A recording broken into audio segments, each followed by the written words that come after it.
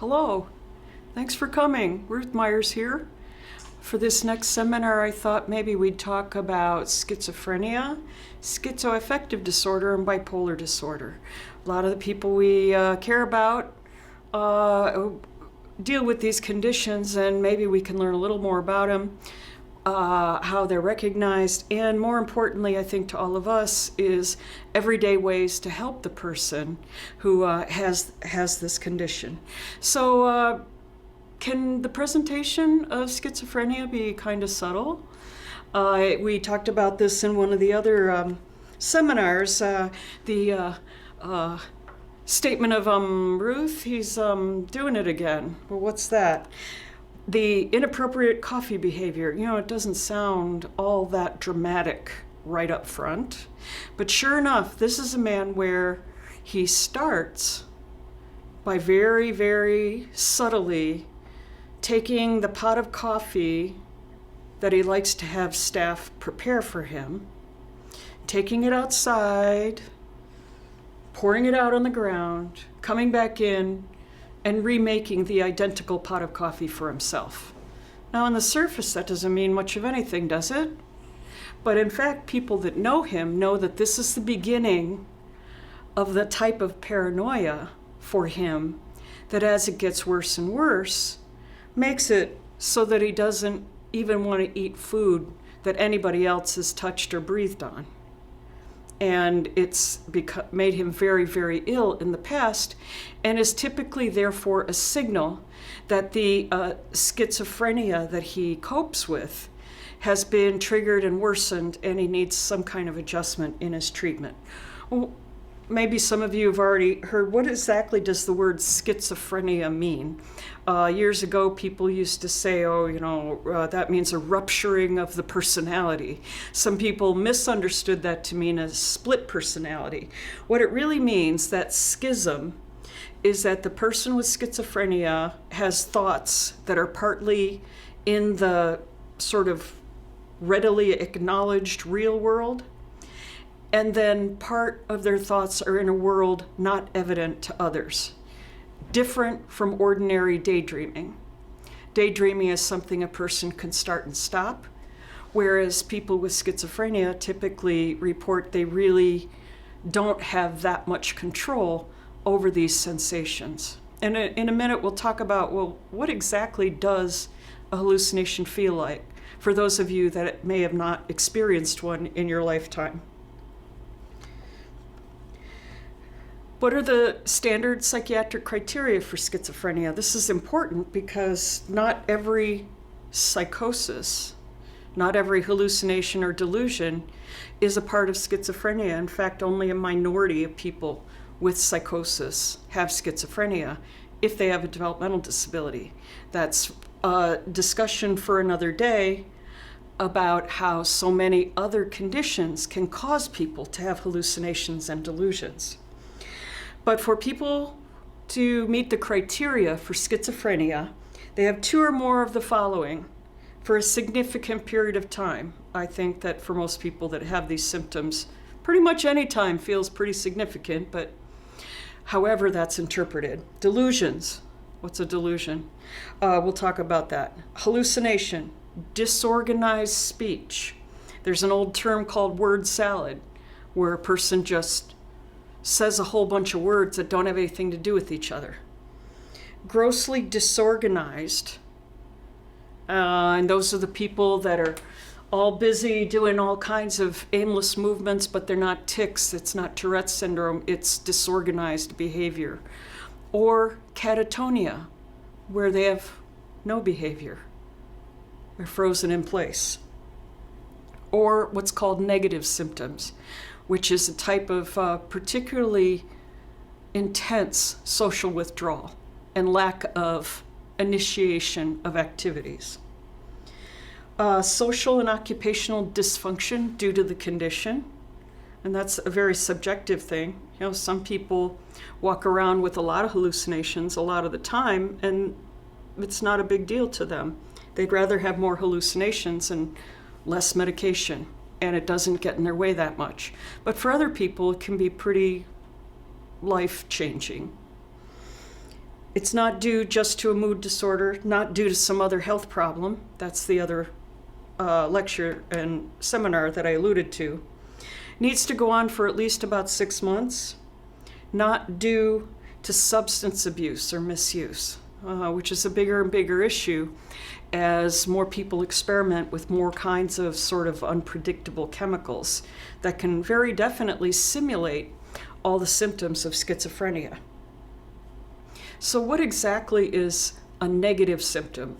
Negative symptoms of schizophrenia don't get that much attention, but many people feel like they're actually, in many ways, more painful than the more obvious symptoms of hallucinations and delusions.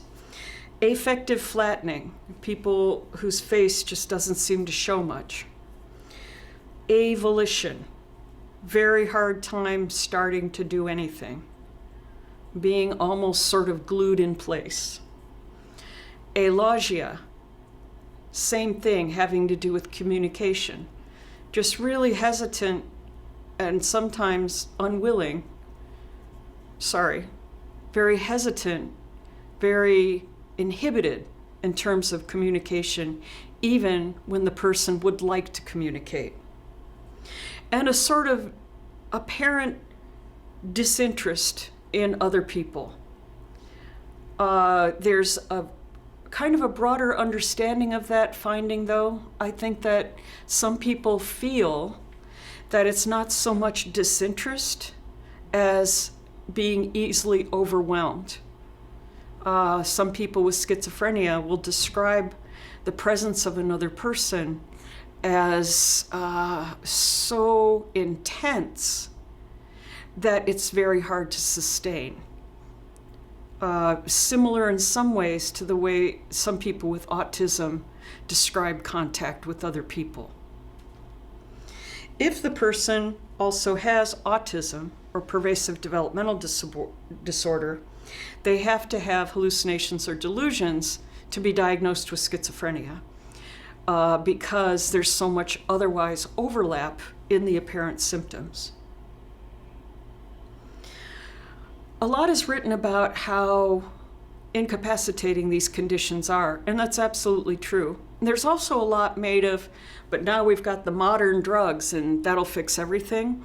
But people have been coping successfully with these conditions for a long, long time. Some more successfully than others. Some have been offered every kind of treatment and refused and had a disastrous outcome. Some had a fabulous outcome. For example, we'll have famous people visit us throughout the discussion. Anybody remember who this is? John Hinckley Jr. He was going to impress a famous movie actress by assassinating. Now, only in the mind of a person with schizophrenia or certain subtypes of bipolar disorder would you think that's the way to a person's heart. But in fact, that is exactly how he formulated it and why he made the assassination attempt that he did. There's a bunch of different subtypes of schizophrenia. The paranoid subtype is hallucinations where the person is being targeted and persecuted. Delusions, not necessarily associated with the disorganized speech or catatonia. Can a person with schizophrenia have more than one type of schizophrenia? Oh my, yes. Catatonic schizophrenia is particularly intriguing because although it used to be considered an absolute classic symptom of schizophrenia, in fact, it's a symptom of a whole lot of other neurophysiologic conditions and endocrine conditions. So even when a person looks for all the world like they have catatonic schizophrenia, if they're not doing well fairly quickly with proper treatment of schizophrenia, we probably need to go on the hunt for other possible causes.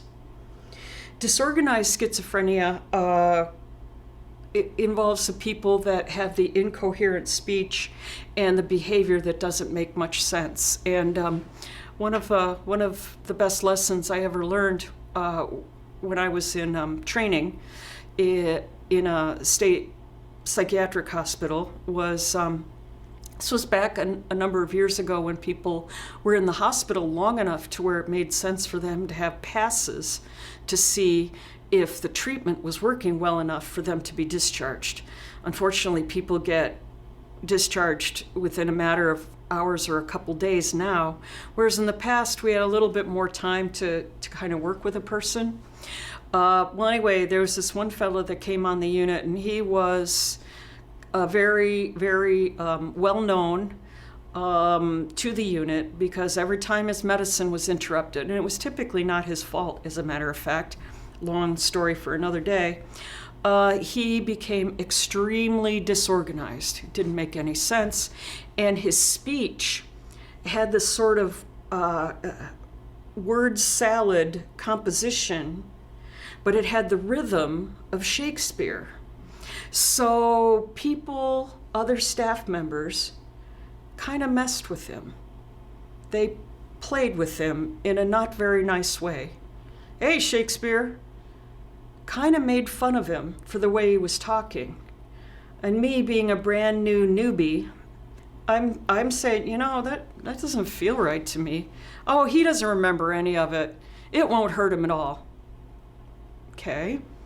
Well, after the medicine started to work, and it takes most medicines 3 or 4 days to start working, he went on a pass and he came back with a stuffed clown, a toy, a stuffed clown.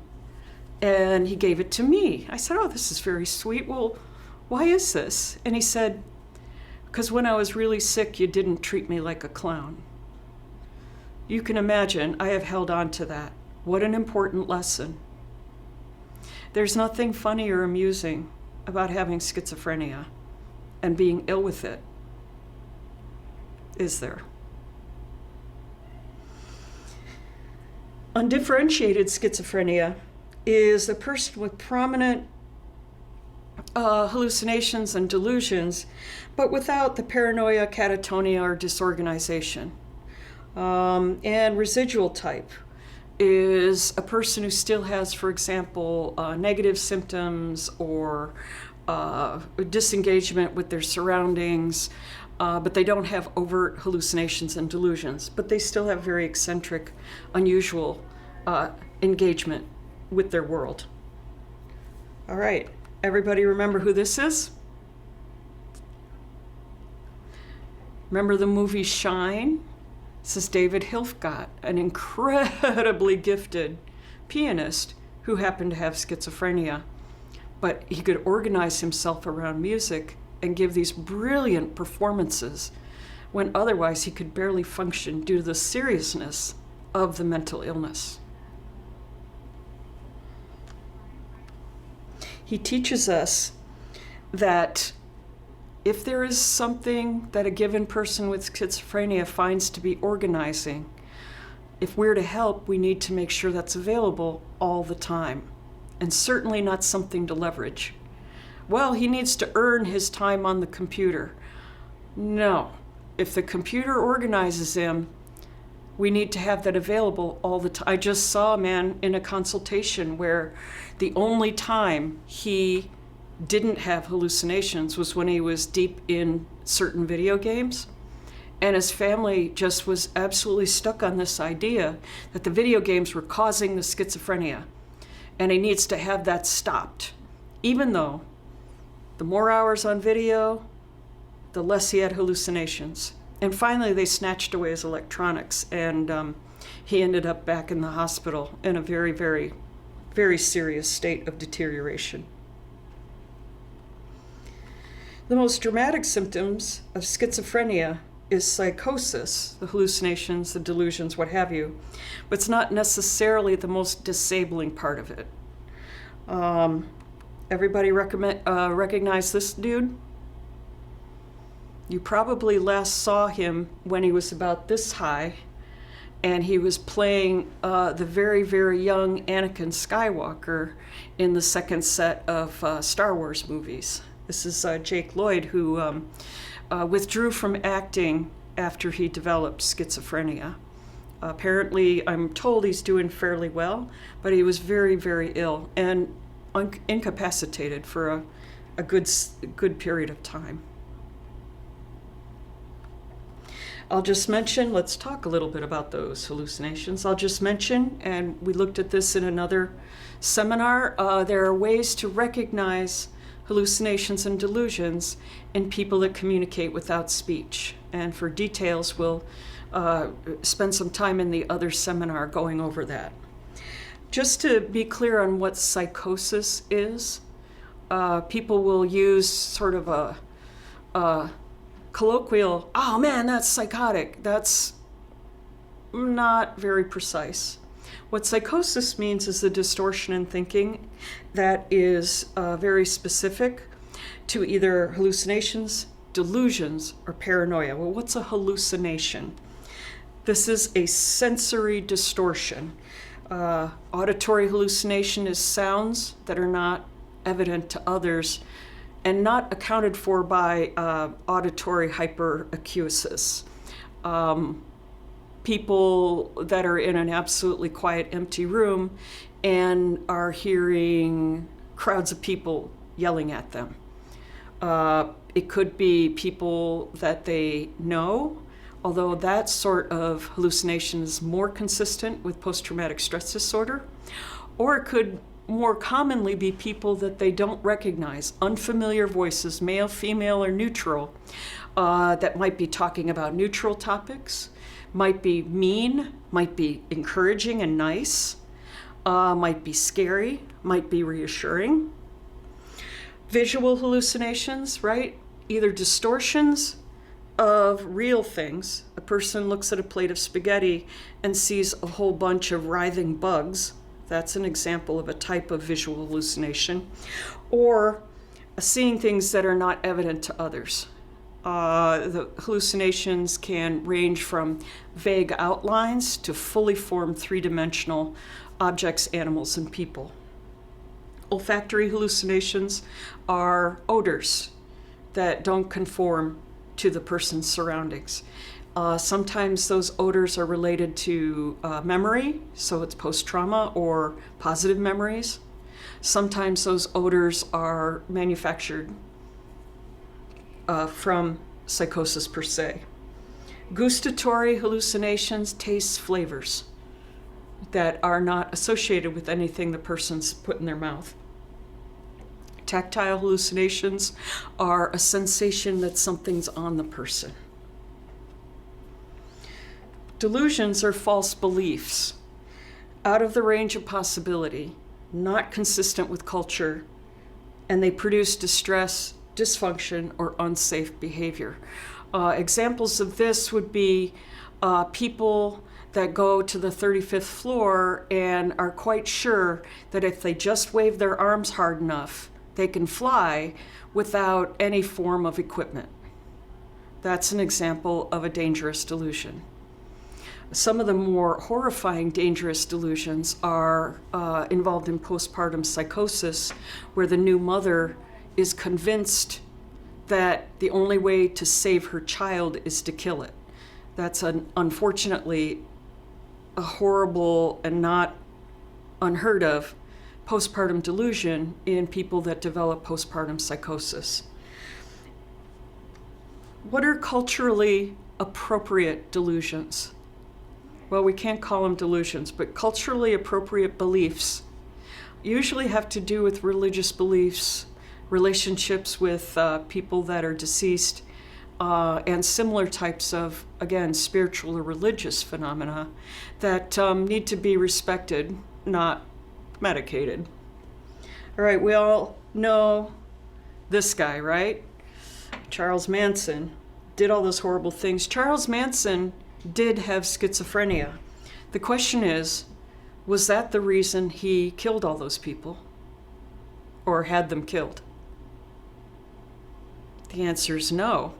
He had schizophrenia. That wasn't the problem. The problem was that he was a sociopath as well. He liked hurting people. That's very, very important. Schizophrenia does not increase the risk of danger. It's other stuff compounding schizophrenia that may cause the person with schizophrenia to become violent. The issue of the person having delusions that drive them to violence is really, really, really uncommon. And Manson is a very good example of somebody where, yep, he had schizophrenia, but that wasn't the reason for all the horrible things he did. Paranoia is the belief that others think ill of you and are scheming against you. And it's out of the realm of possibility. I had one lady I worked with for years and years and years, and she had what we call a fixed delusion. Nothing could shake it. She had a very particularly incapacitating form of rheumatoid arthritis. You've probably seen people where every visible joint is really tremendously distorted and very, very hard for any kind of movement or purposeful activity. Despite that not subtle disabling condition, she was quite sure the FBI was surveilling her at all times, trying to find reasons to have her disability benefits removed. Now, it didn't help her much when I explained that the FBI doesn't get involved in that, disability fraud. That's other people. No, I didn't get into that. It was a fixed delusion. And she didn't want to take any more medicine than she was already on. And she just worked around it. That is a fixed paranoid delusion. It's felt to be in the realm of psychosis when the others are people that don't know the person or are very, very unlikely to have any interest in that person's life. Reassuring the person typically makes them feel worse. Oh, you're in on it. So, what do we talk about? People with schizophrenia who did some pretty fabulous things even in the times when there was no medicine to treat schizophrenia. How about Clara Bow? One of the most successful and amazing actresses of the silent film era. She had schizophrenia. She managed it. And she had a successful career as an actress. What an amazing face, huh? What are some blended hallucinations and delusions? Ideas of reference, where the person feels like they're getting specific instructions from the TV or the radio that are specific to them. Thought insertion is the thing where a person feels like passersby are putting thoughts in their head. I worked with one man, and you never know what might be soothing. I worked with one man who said that the only time people didn't put thoughts in his head was if he put aluminum foil over his windows in his house and in his car. Okay. Are we going to give him a hard time because that's kind of eccentric? And by the way, he didn't need the foil on the windshield, just the side windows. Are we going to give him a bad time about that? Are we going to point out the logical inconsistencies in his? No. That's such a harmless way to manage a really painful symptom. And that goes to what we're going to talk about in terms of everyday ways to help. Thought broadcasting, similarly, the person believes that other people are hearing their thoughts. And typically, they don't think people are hearing them compassionately. And Capgras phenomenon, the delusion of substitutions. I had one fellow with schizophrenia that he referred to this as the L switcheroo. Well, Ruth, I got home and I had the Capgras with the L switcheroo, where he believed that all of his possessions had been removed and replaced with nearly perfect copies. This can also refer to people. The person who suddenly believes they have 3 sets of parents, but only like one of them, for example. What are some screening questions? If you're thinking, well, this person, I'm wondering if they've got some hallucinations or they've had them. These are basic screening questions, and none of these by themselves make a diagnosis. They can just help guide us in our observations. Do you have dreams at night? Most people know what that means. Do you have dreams during the day when you're awake? That is one way that people describe hallucinations. It's like you're in a dream, only it's during the day. And you know how sometimes at night you think a dream is real and it scares you, and other times a dream doesn't feel that real and it doesn't bother you that much? That's what hallucinations of schizophrenia feel like.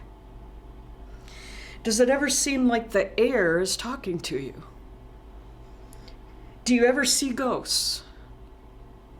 Do the walls or carpets ever start to move or make noise?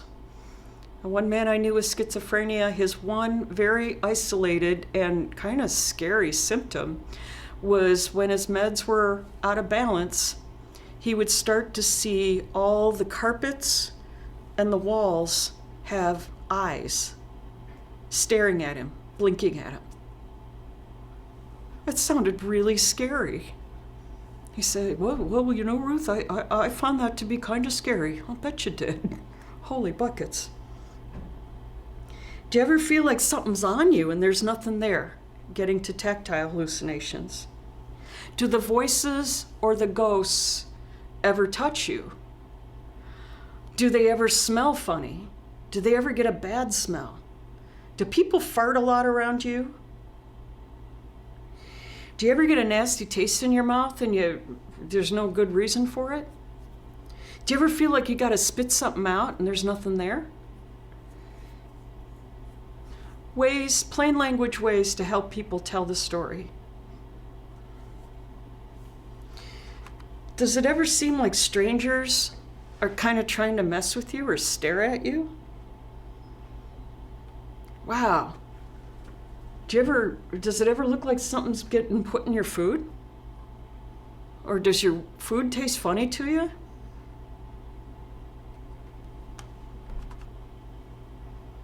Anybody remember who this is? Absolutely fabulously brilliant mathematician. I think Russell Crowe got an Oscar for playing him. John Nash, stupendous, brilliant mathematician who had schizophrenia. And very, very hard with some of the people that are creative geniuses who also have schizophrenia. And we'll talk about why in a second. Recognize this lady in the era before any kind of medications were possible?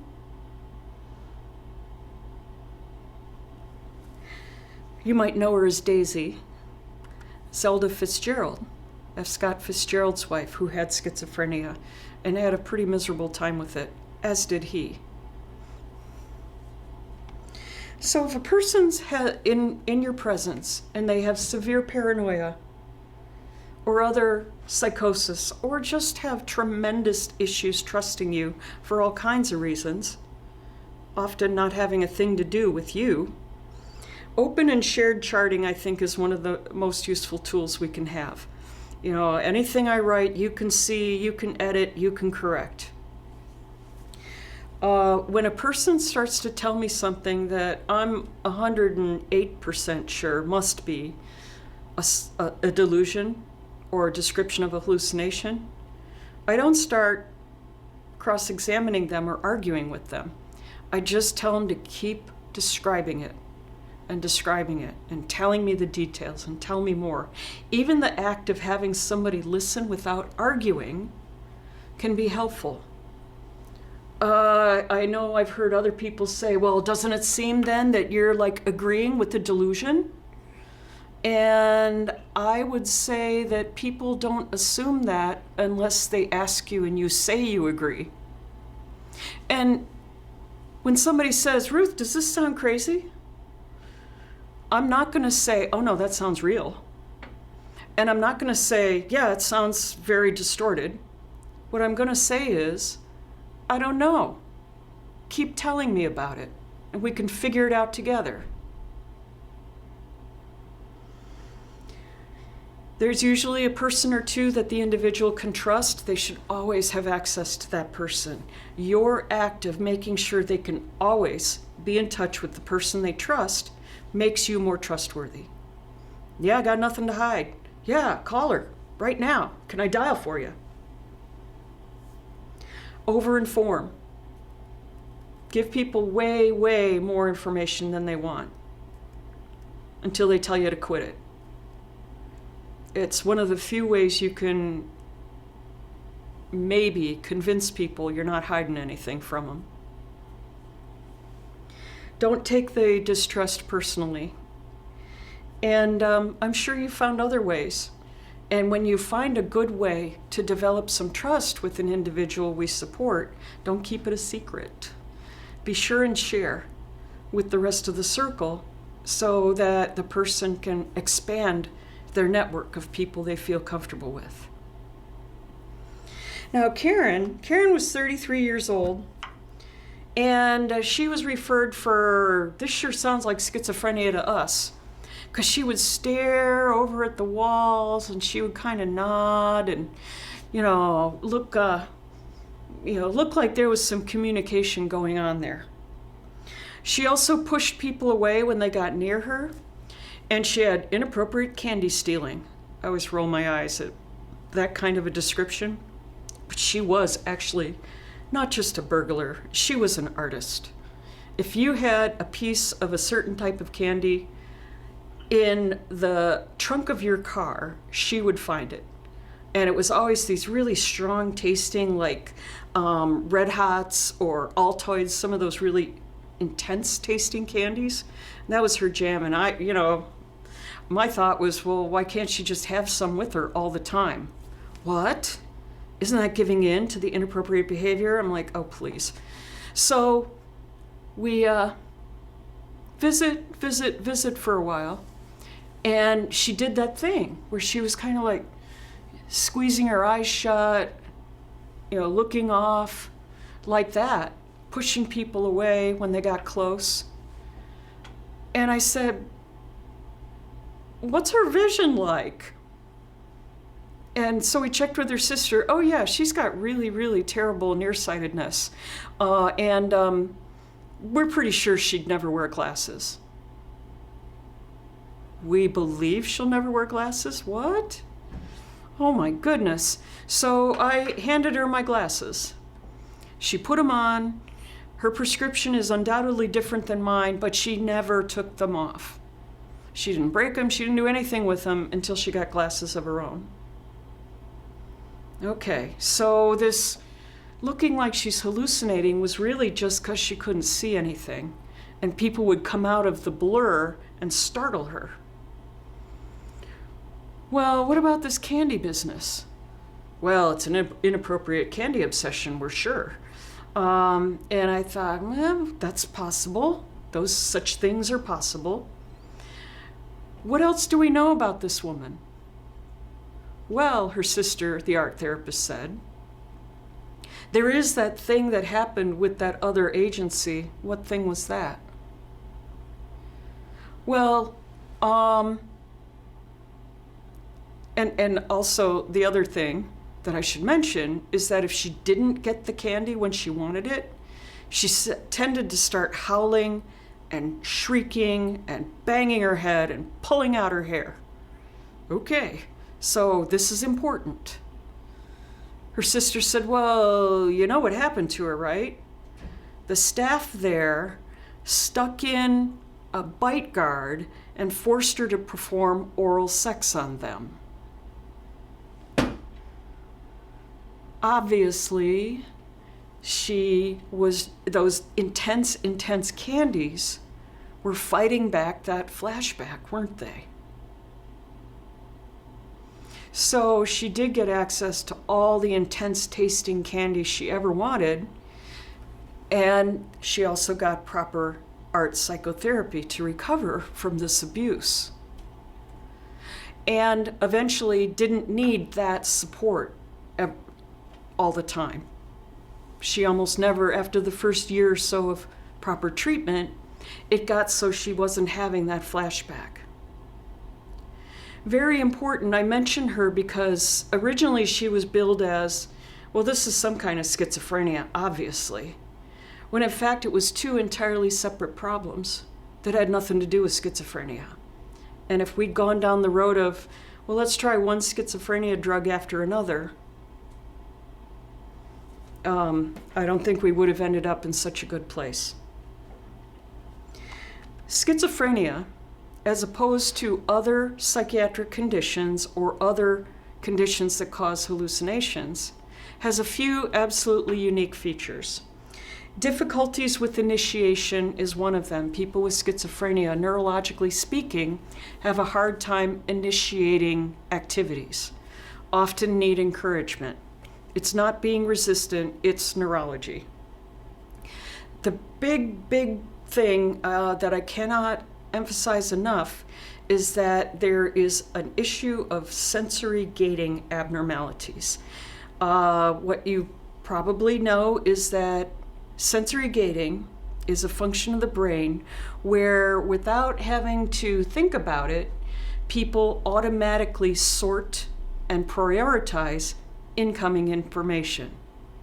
So if a person has typical, ordinary sensory gating, and they're sitting in this room, they are able to concentrate on one thing, whether it's the temperature, the sound of the projector, the light, or even maybe what I'm talking about. And their brain automatically, again, without extra effort, deprioritizes everything else. In people with schizophrenia, people who are acutely psychotic for other reasons, and in first-degree family members of people with schizophrenia, that capacity to sort and prioritize stimuli is impaired or completely absent, which means that at all times, for a person with schizophrenia, everything's coming in at the same intensity. The sound, the temperature, the sights, the other sensations, it's all coming in at the same time. So if you have schizophrenia, it's an act of will to focus on this and ignore this. That's tiring. And that, to me, is one of the main reasons why most people with schizophrenia have a certain tolerance, and then they need to be allowed to be alone. Because the only way, once that's overrun, the only way to get relief is to be in a situation where the sensory input is down to near nothing. So it's been my observation, and maybe it's yours too, that when people with schizophrenia say, "Get away from me, I need to be alone," it's not because they don't care or they're antisocial. It's because they've overrun their capacity for voluntary sensory gating. The other classic feature of people with schizophrenia that can be often misinterpreted is that affect, the person's facial expressions and emotional expressions, may be quite different than the content of what they're experiencing. The classic case, and I have a few videos of people that are talking about topics like dismemberment and torture, and they're kind of giggling and laughing while they're talking about it. It's not because they're enjoying it. It's because their brain is wired that way to react differently than what they might really be feeling. And that certainly can be misinterpreted. One of the ways to kind of gauge a person's sensory gating is what I call the favorite activity test. What is it that this person likes to do that's in kind of a loud, stimulating environment? Sporting events, the state fair, shopping malls, whatever they like. And however long they can tolerate that without saying, without getting that look and without starting to get confused and need to leave, that's probably how much sensory gating they can manage on their own without extra help, without having to leave the situation.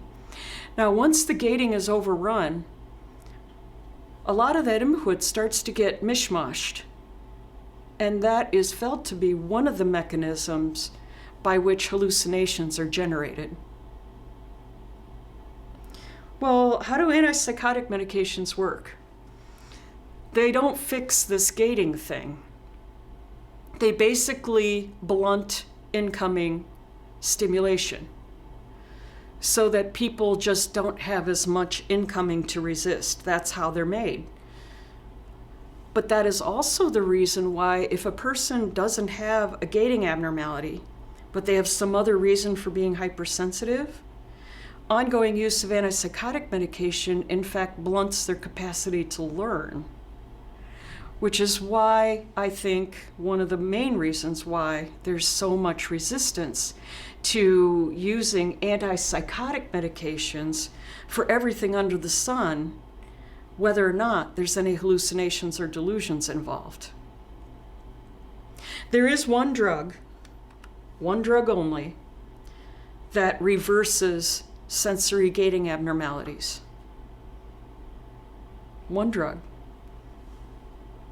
And it only does so, with each dose, it only does so for a fraction of a second. But the people that are tracking it say that the relief is exquisite. Would you like to guess what that one drug is that can cause people to have clarity that they never get the rest of the time? Yep, I bet many of you have guessed. It's inhaled tobacco smoke. Not nicotine patches, not nicotine pills, but inhaled tobacco smoke. I've watched this done. You can measure the waveforms on certain types of EEG monitoring. And you see the person with this very, very distorted gating wave because it's not functioning. And the wave normalizes for just a fraction of a second each time the person takes a drag on a cigarette. Some people guess that might be part of the reason why so many people with schizophrenia have an addiction to cigarettes. Some people guess that might be the reason. And for some people with schizophrenia, although obviously the health risks of cigarette smoking are well defined, I've met many people with schizophrenia where a few cigarettes a day means a whole lot less antipsychotic medication a day, and they feel better. And sometimes I think, oh, for goodness sake, go ahead and smoke.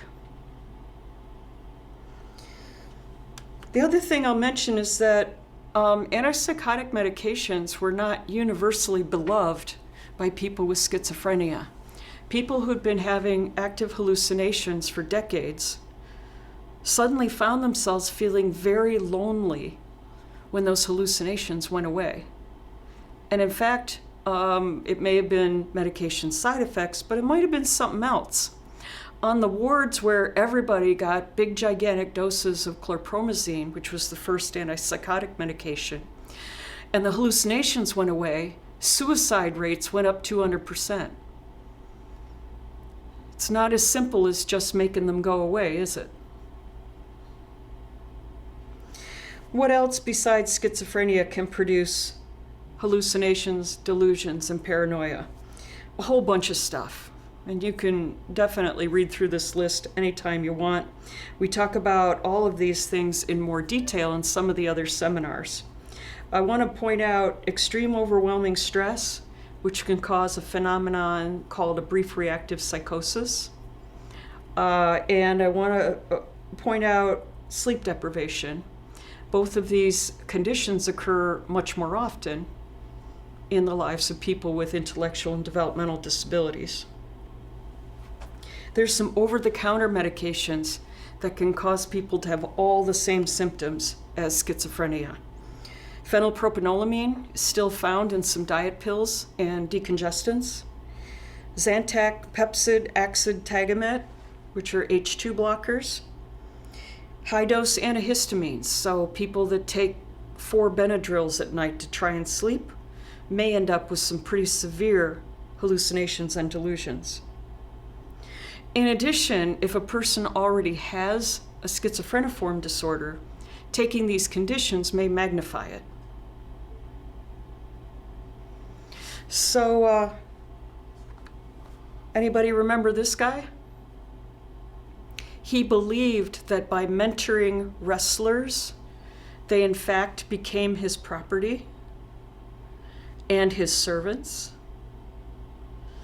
And he became so ill and distorted in his thinking that he shot and killed one.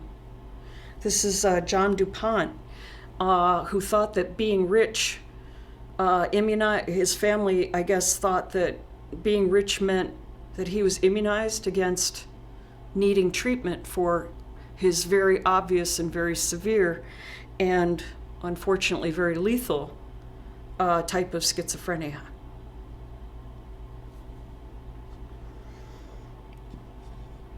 These are some prescribed medicines that can cause hallucinations. And again, some frequent flyers on this list to be aware of: stimulants, steroids, certain heart medications like amiodarone, some sleeping medicines, particularly Halcion and Ambien, Dilantin, and a whole bunch of other ones. The thing to keep in mind is that if a person starts to have a worsening of hallucinations or new onset hallucinations, well, let's first take a look at their med list. And we can sometimes find stuff. So we've kind of demonstrated over the last 40, 50 years or so that a great majority of people with schizophrenia can recover and do very well. What seems to get in the way for those who don't recover? Well, some people have just a particularly severe form of schizophrenia, but for the most part, it's other stuff. And to not be too distracted by schizophrenia and look for the other stuff can really help a person. So crappy living conditions, boredom is especially lethally toxic to people with schizophrenia. Inflexible, noisy living or working situations. In fact, the worst possible daytime situation for a person with schizophrenia is a big, loud, noisy, sheltered workshop for people with schizophrenia. Highly critical, significant others. Those people that cannot help themselves, they have to be giving advice and guidance, air quotes, guidance all day long. It's just gratuitous criticism, and every bit of it, every needle worsens the person with schizophrenia. This was a horrifying statistic that I just learned in my most recent Harvard psychiatry course. The life expectancy of persons with schizophrenia as compared to the general population is 20 years lower. Why is it? Is it something to do with schizophrenia? Does schizophrenia affect the rest of a person's body? And the answer is no. It's because those doctors that don't deal with psychiatry they don't like giving care to people with schizophrenia. It says, I'm sending you to somebody who's less squeamish. Unfortunately, doctors in other specialties, and even many doctors who are psychiatrists, have a hard time being around people with schizophrenia. Don't understand why, but that withholding of health care is felt to be the reason that people with schizophrenia die so much younger than other people. It's not lifestyle, it's not anything other than not getting treated for their lung problems, heart problems, blood pressure, diabetes, and so on.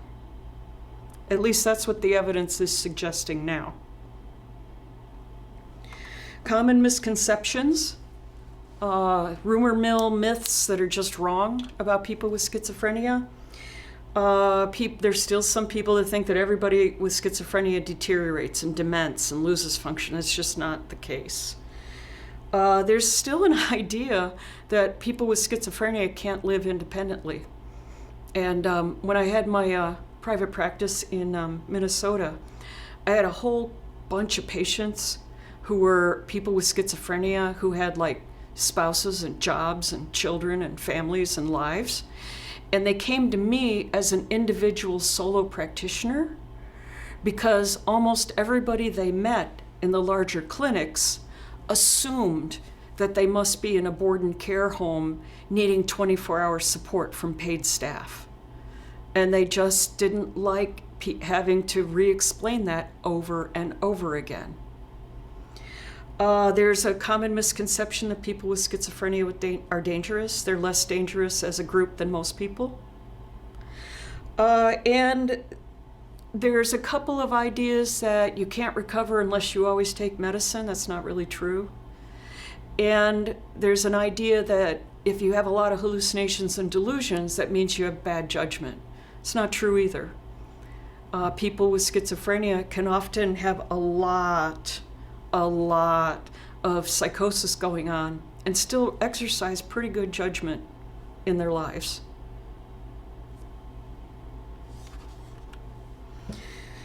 Medications are not always necessary, but there's also a school of thought that says early treatment with medications may in fact make the course of schizophrenia easier for a given individual.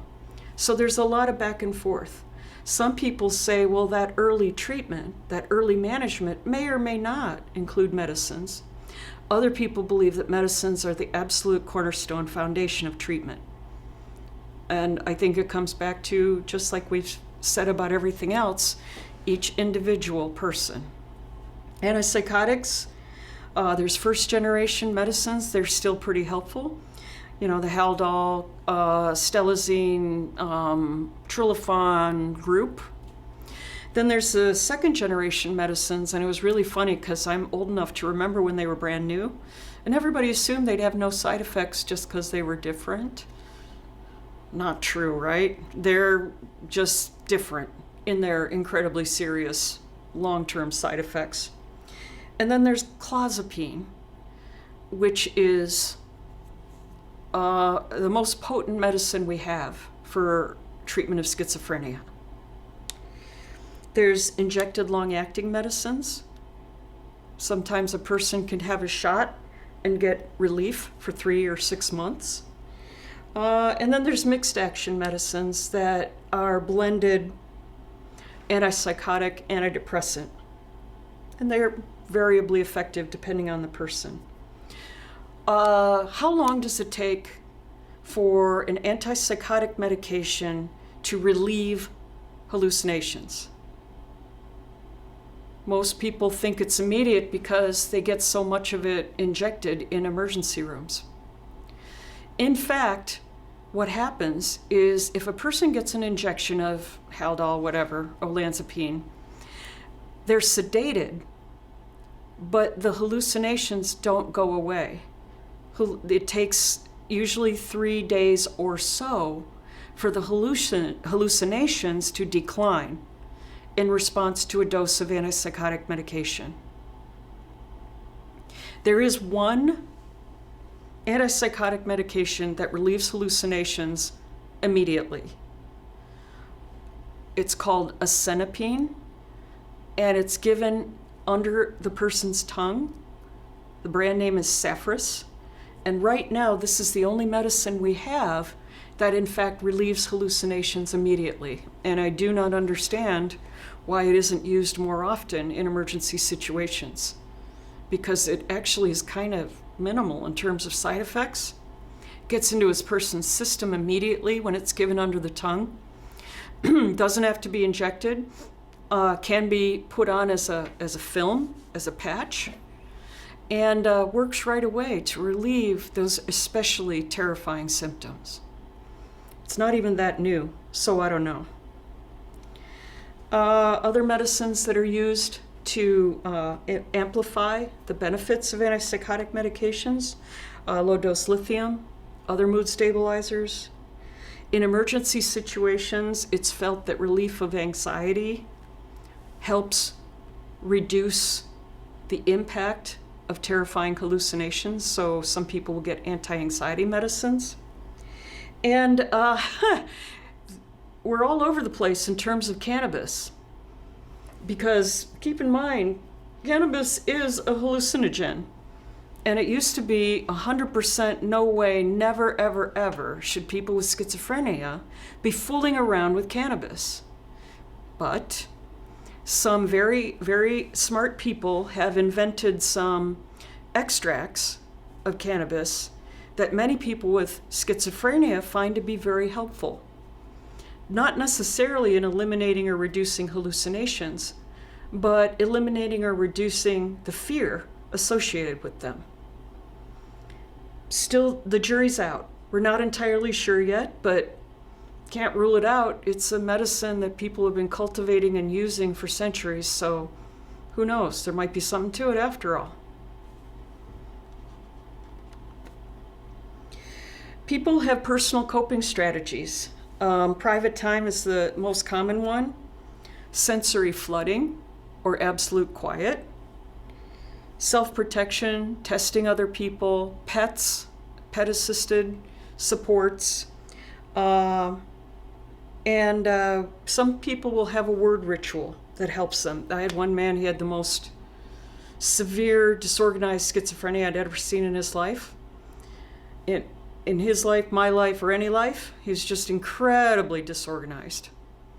However, if you say, hey, Larry, presidents? George Washington was president of the United States from, he could recite every president, their dates in office, and their vice president, and sometimes their spouses, through all of US history. And as soon as he started reciting that, it's like his whole brain would relax in front of your eyes. His expression would clear, he'd start to look calm, and then he could engage with his life again.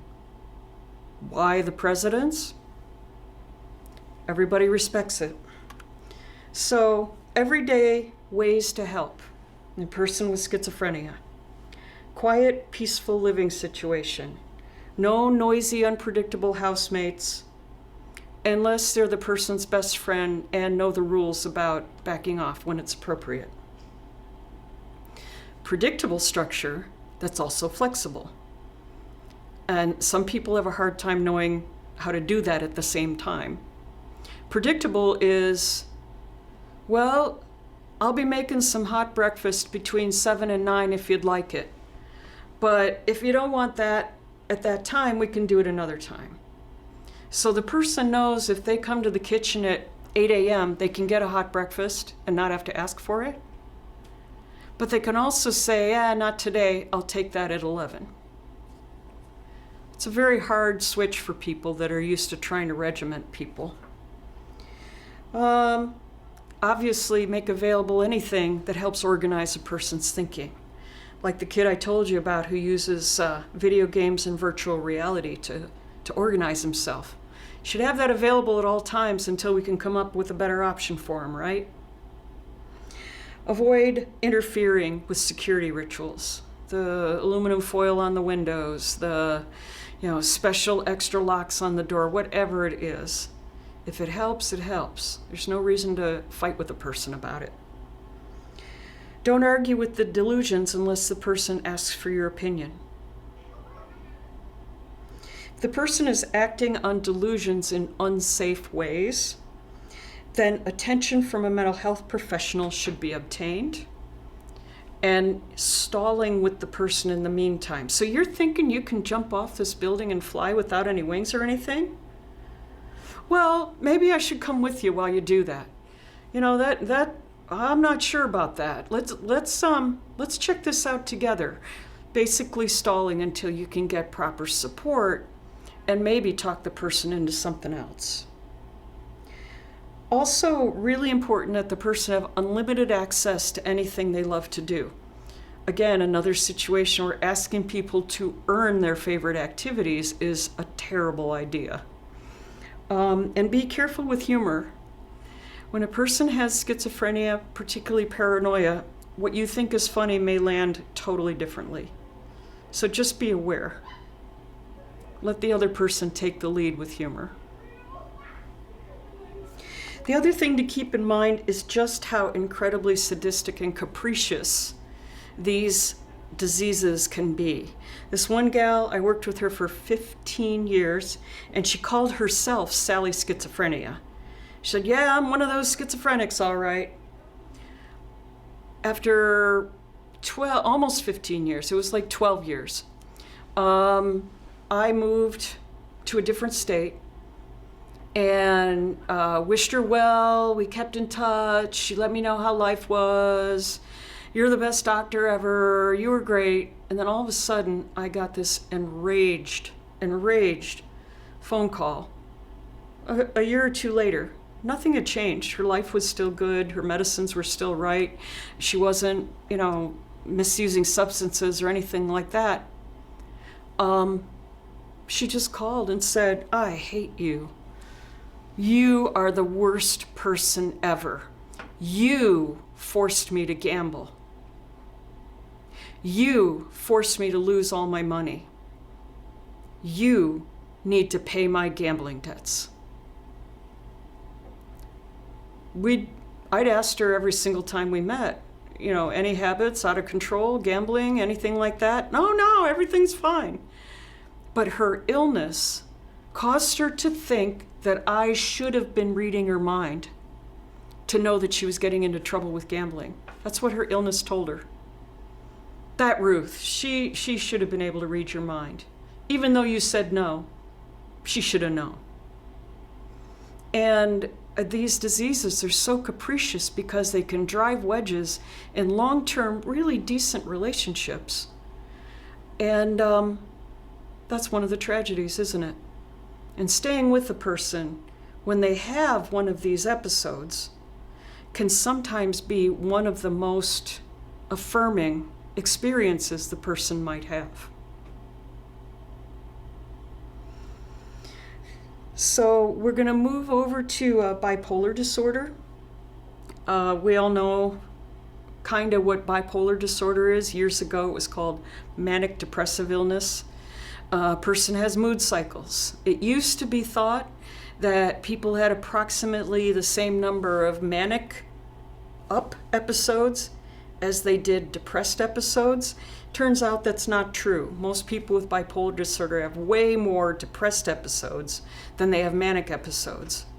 And the depression of bipolar disorder, bipolar depression, is miserable. Worse than unipolar depression for the most part. So we've probably all met somebody who's manic. They're activated. They got way too much energy. They don't really need much sleep, little or no. Communication is speeded up, talk, or however they communicate. Their signing speeds up so fast you don't know what they're saying. Person's euphoric, and it's really quite magnetic when a person is at a certain stage of euphoria. People are just drawn to them. They're so charismatic. They're so just filled with happiness and euphoria. There's a caveat for dysphoric mania that we'll talk about in a minute.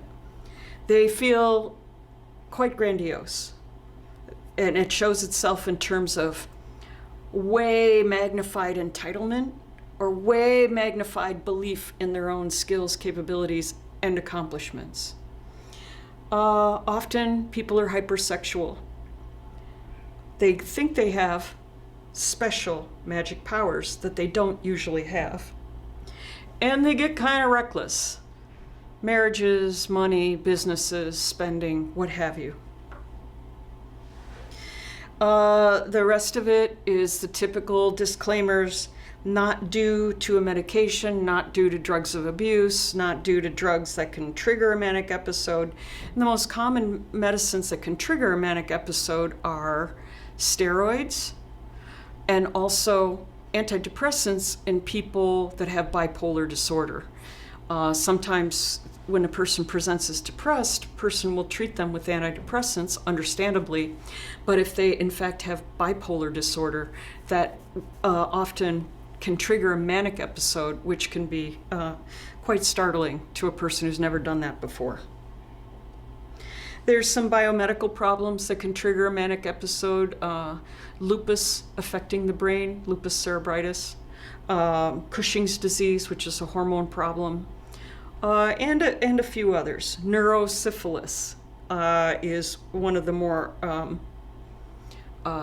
impressive options in terms of illnesses that can trigger a manic episode.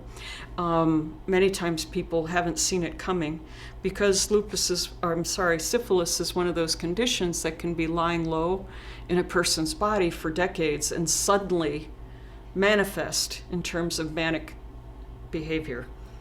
And chronic infection of the brain with Lyme disease can produce a manic episode. We all know who this is. Sad situation. Carrie Fisher, Princess Leia, who had bipolar disorder, also had a wee bit of trouble with certain chemicals, and sadly died on an airplane at 60-something years old. She had bipolar disorder, and many people believe that she self-medicated with a combination of suppressants when she was manic and stimulants when she was depressed. Very sad. Really, really talented.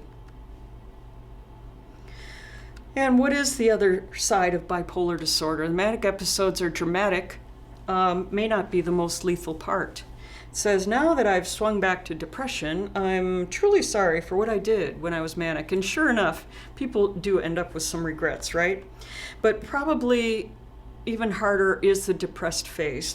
All I ask is that I never feel like myself again. The depressed phase is deeper than unipolar depression, occurs more often than the manic phase, like I mentioned before. And the use of antidepressants is controversial. Most people feel like you're taking a big risk of triggering a manic episode. Other people say, well, you got to do something to lift the person out of depression. Probably the most complex part of bipolar disorder is the mixed phase. Very hard to treat. Person has some of the characteristics of a manic phase, typically sleep problems, recklessness, anger, irritability, difficulty engaging on topic, but they may have more of the mood issues of a depressed phase, grouchy, grumpy, hopeless, irritable, pushing people away. Very hard to treat because whatever you use, it's likely to make part of it worse. So sometimes when we're working with psychiatrists who are trying to help a person through this, we'll see some really, really interesting medicines be offered, but it's typically probably well thought out. Dysphoric mania, I think, is one of the most dangerous psychiatric symptoms that we have. Person has all the energy of a manic phase. They have all the feelings of entitlement and grandiosity of a manic phase, but they have severe depression. So their hatred of themselves is magnified to manic proportions. They aren't just kind of scum of the earth. They are the ultimate demon spawn scum of the earth. They shouldn't just die, they should be mutilated to death. And this is a very, very high risk time. People have all the energy to carry out every terrible idea that passes through their mind, and they have none of the inhibitions that stop them. So if I see somebody who's in dysphoric mania, I consider that the kind of emergency where a person should not be left alone. And they should obviously receive support and treatment. Remember who this is?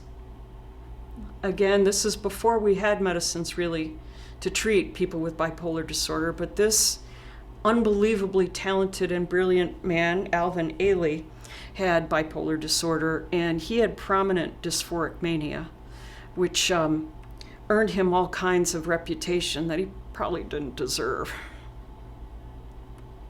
except for the good parts. What is grandiosity and why is it important? The reason grandiosity is important is that if a person has a puffed up belief in what they've done or what they can do, they may end up trying to do things that are very, very dangerous because they don't realize they can't. The jumping off the building example is the one I've mentioned a couple of times, but we can think of many, many others. People feeling like they got such swagger that they can walk around in the most dangerous places at night without anybody near them and without any way to get help. Or they can drink a quart of tequila and it's not going to be a big deal. Grandiosity can cause people to do some pretty dangerous, reckless things. And it's part of the reason why when people have that particular symptom, it requires delicate handling, and it's pretty important, again, not to leave a person alone. Everyday ways to help: a regular lifestyle. Combined with a regular lifestyle. Combined with a regular lifestyle. Those are the most important parts of non-medicine management of the lives of people with bipolar disorder. The reason for that is that there's a phenomenon in the brain called kindling, where in people with the bipolar tendency, there's a lot of simmering activation of the mood centers present at all times. So it doesn't take much to touch off the fire. The relaxed state, the brain relaxed state, almost never happens to people with bipolar disorder. 8 or more uninterrupted hours of sleep per night. No noisy roommate, no getting up for meds, no getting up to the toilet, no night shifts, no other interruptions. It's harder than it sounds, isn't it? But it's essential. Really like to encourage people to keep the recreational chemicals and intoxicants to modest levels. If the person needs to change, it's important that their change in recreational chemicals occur gradually. Sudden sobriety can trigger a flare of bipolar disorder. So as much as we really like to get people clean and sober as quick as possible, in fact, a gradual taper of whatever it is they're misusing might be safer from a psychiatric standpoint if they have bipolar disorder. Medications. For people with IDD who have bipolar disorder, we typically focus on anti-epileptic medications.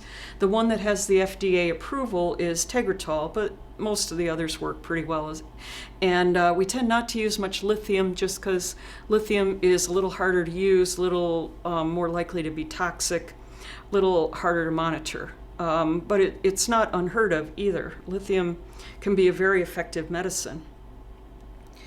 Off-label agents include certain heart medicines, calcium channel blockers, high-dose Buspar, or even for some people, Wellbutrin. Another area of controversy is the use of antipsychotic medication. As you recall, long-term use of antipsychotic medication can be hard on people from the standpoint of permanent neurological injury.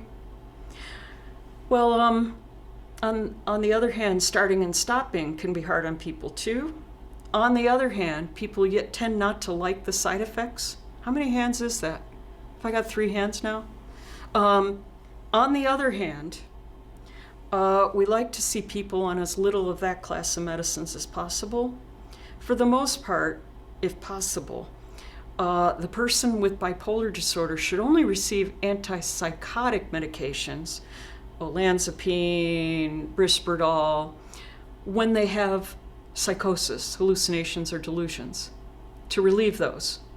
And when those are gone and the mood is stable, we want the antipsychotic medications to go away. It's not how it happens sometimes in practice, but that is the best practice goal. Iron Man, right? He's been pretty public about the fact that his life was not very good until he got treatment for bipolar disorder and a few other issues as well. Robert Downey Jr. Compounding factors that influence the lives of people with bipolar disorder. Medication adherence is a thing because being hypomanic, right before you get to be manic, that hypomanic phase, that sweet spot, feels wonderful. It's one of the reasons people sometimes pull back on their meds a little. Well, I'll just skip it for a couple of days. Maybe I can get up to hypomanic and then start my meds again. Except it doesn't work that way. Once people get to this level of activation, they're typically headed for a manic episode and all that follows, which is not good. What are some other compounding factors? This gal is from Somalia, and she's a victim of war crimes in Somalia. And when she came over to be treated, every symptom she had was being treated as though it was related to her experience of enduring war crimes in Somalia. Further complicated because there weren't that many Somali interpreters in the clinic for a while. Further complicated by the fact that she had tuberculosis, and when she finally got treated for it, one of the medicines used to treat causes manic episodes. Finally, after all that was cleared away, it turned out, in addition to post-traumatic stress disorder and intellectual disability, she had bipolar disorder and seizures. So luckily, I think, one medicine was all that was needed to relieve all of her symptoms and stabilize her mood. What is it like to have hallucinations? Like I mentioned before, people talk about it like it's a dreamlike state. Those of you that have had hallucinations for whatever reason, chemically induced or what have you, maybe share with other people what that experience is like, because I think it's baffling. One of the questions I hear from people who've never had a hallucination or don't really understand them say, well, how could you know it's not real? And that is, to me, one of the most stressful parts of having schizophrenia, because sometimes you can't know if what you're seeing and thinking and feeling and hearing is real or not. And how often have we known somebody with schizophrenia that will reach out and say, are you real? Because of the way this illness tortures people. Kindling is a phenomenon I just discussed a minute ago. It's a central neurological finding in persons with bipolar disorder. And it's another way to look at it, it's kind of like a capacitor that's fully charged and fires more frequently than it should, and never is unpowered. Another highly functional person with bipolar disorder, starting from the time way before we had mood stabilizers, right? Patty Duke, wonderful, outspoken advocate for proper treatment, assessment and treatment. How do you know if what you believe is a delusion? Is what you believe consistent with your culture? Does it provide a helpful context for your life? Is it physically possible for a person with your body? Is it open for discussion? These are some of the ways that we can help a person talk through beliefs that they're worried. Is this delusion? Is this the truth? Is this just what I feel? What is this? Another question that comes up is, how do you distinguish between psychosis and authentic religious spiritual experience? And this is something that's been written about by people that are way, way more scholarly than I am. And what they say is that the biggest difference is that beliefs that are part of hallucinations and delusions are isolating, whereas beliefs that are part of authentic spiritual or religious experience cause people to feel a sense of connection with the world around them, a better connection with other people, and a more peaceful way of living their life. And they believe those are some ways to make those distinctions. It's a far cry from the old days when psychiatrists thought that all religion was psychosis. We know better now, thankfully. Types of psychosis that are more common in bipolar disorder. Erotomanic delusion. This is the person who believes themselves to be in a romantic sexual relationship with somebody they never met. The person believes that they are God or Jesus or Muhammad or somebody else of that stature. Intermittent belief in extreme magic powers. One fella, he believed when he was manic that all he had to do was touch the grass and that would heal the earth. I wish it was true. And pathological entitlement. People that believe that they are entitled to anything they want, anytime. Now, if people think that way all the time, that's something else. But if people believe that intermittently, along with some other mood symptoms, then it may be part of bipolar disorder.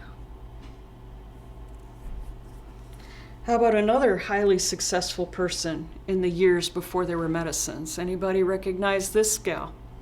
Right? Vivian Lee, Gone with the Wind. Just a remarkably successful, but mercurial was one of the ways that she was described. What happens when you argue with a person with paranoia? The short answer is nothing good. Why is it some people vigorously refuse to release their delusions? Well, for some people, it's because there's something even worse that they'd have to believe if they did. One lady I worked with, she had this fixed delusion that her husband was cheating on her with every different person you could imagine. Men, women, farm animals, you name it. But for her to release that delusion, she had to realize that her husband just wasn't interested in her. There was nobody trying to take him away. He just didn't care about her, which was the truth. So the delusion was better. There's another reason why some people refuse to release delusions, and that is if they are wildly creative and brilliant, a lot of what they think turns out to be new to the world and true. And if you have bipolar disorder, you can't always know right away which ones of those ideas are just your brilliance and the truth, and which ones are psychosis. And this, as you probably know, is Sir Isaac Newton, who definitely had a few creative new ideas in his life. He also had bipolar disorder.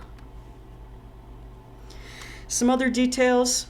15 to 20% of people with bipolar disorder develop dementia, typically as a result of the ill-advised things that happen while they're manic.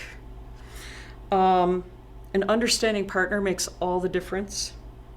There's an ancient article from the 1970s called Playing the Manic Game, which talks about how people who are manic are especially skilled at pushing people's buttons, getting under their skin, saying the thing designed to enrage other people. And expansiveness, that expansive part of being manic, can make people pretty magnetic. And I think that, we all know about this poor man. Probably a really talented, decent human being, but oh my goodness, bipolar disorder has really smacked him around, hasn't it? So in summary, people with schizophrenia and bipolar disorder often suffer terribly. They can also offer the world new ideas and innovative ways to look at old ideas.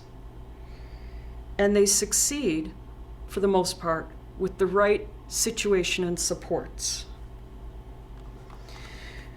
And in the words of the immortal Frank Sinatra. Being an 18-carat manic depressive and having lived a life of violent emotional contradictions, I have an overacute capacity for sadness as well as elation. What an amazing perspective, and one that can teach us all. Thank you very much for participating.